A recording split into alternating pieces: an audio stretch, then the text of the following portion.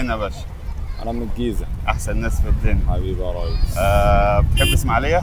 ايوه طبعا، اسماعيليه بلد جميله وناس كويسين والجو فيها جميل والبحر؟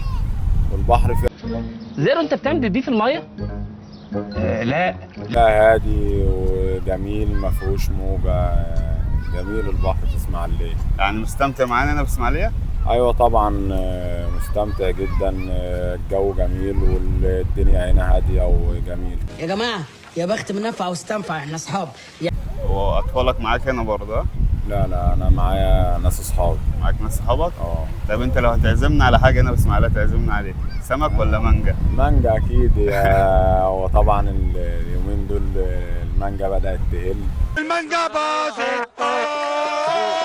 المانجا باظت. واسماعيليه طبعا مشهوره بالمانجا بتاعتها كويسه.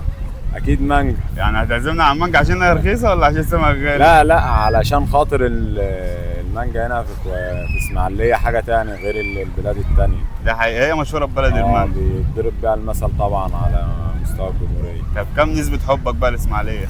يعني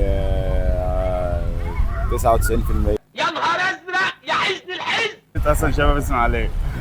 لا يا اسماعيليه جميله وناسها كويسين والجو فيها جميل. حبيبي يا اخويا، رحله موفقه ان شاء الله. حبيبي حبيبي اي خدمه. حبيبي. رحله سعيده بس. حبيبي ماشي.